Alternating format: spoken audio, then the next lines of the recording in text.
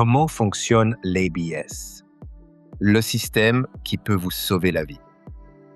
Vous ne le remarquez peut-être jamais, mais lors d'un freinage d'urgence, un système électronique travaille en quelques millisecondes pour éviter que votre voiture ne perde le contrôle.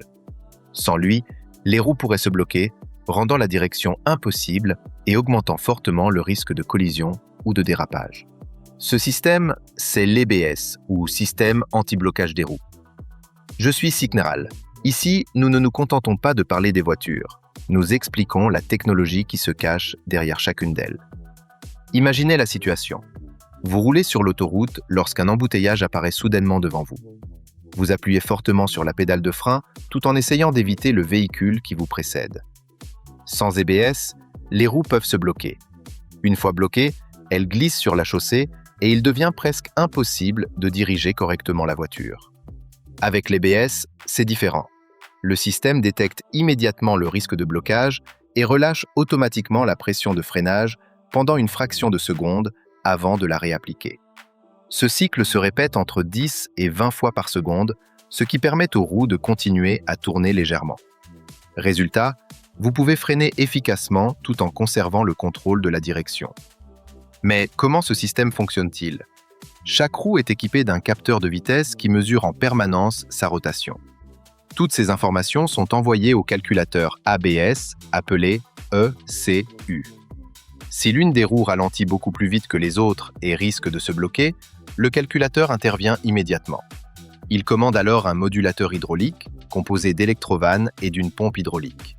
Lorsque le risque de blocage est détecté, une électrovanne ferme temporairement l'arrivée de liquide de frein vers la roue concernée, tandis qu'une autre ouvre un circuit de retour afin de diminuer la pression. Dès que la roue recommence à tourner normalement, la pression est rétablie. Cette opération se répète plusieurs dizaines de fois par seconde sans que le conducteur ait besoin d'intervenir. Avant l'arrivée de l'ABS, les conducteurs expérimentés utilisaient une technique appelée freinage intermittent, qui consistait à appuyer puis relâcher rapidement la pédale de frein pour éviter le blocage des roues. Cette méthode demandait beaucoup d'expérience et restait difficile à maîtriser dans une situation d'urgence. Aujourd'hui, l'ABS réalise cette opération automatiquement, avec une précision impossible à reproduire manuellement. Un point très important, lors d'un freinage d'urgence, n'essayez pas de pomper la pédale de frein. Appuyez fermement et maintenez la pression jusqu'à l'arrêt du véhicule. Si vous relâchez la pédale, l'ABS considérera que vous ne demandez plus un freinage maximal et son efficacité sera réduite. Vous remarquerez également que la pédale de frein peut vibrer fortement sous votre pied lorsque l'ABS fonctionne. C'est parfaitement normal. Cette vibration provient de l'ouverture et de la fermeture très rapide des électrovannes qui régulent la pression hydraulique. Aujourd'hui, l'ABS est un équipement de sécurité indispensable et il est installé de série sur pratiquement toutes les voitures particulières modernes. Il constitue également la base de nombreux autres systèmes de sécurité, comme le contrôle de stabilité, ESP, et l'antipatinage, TCS.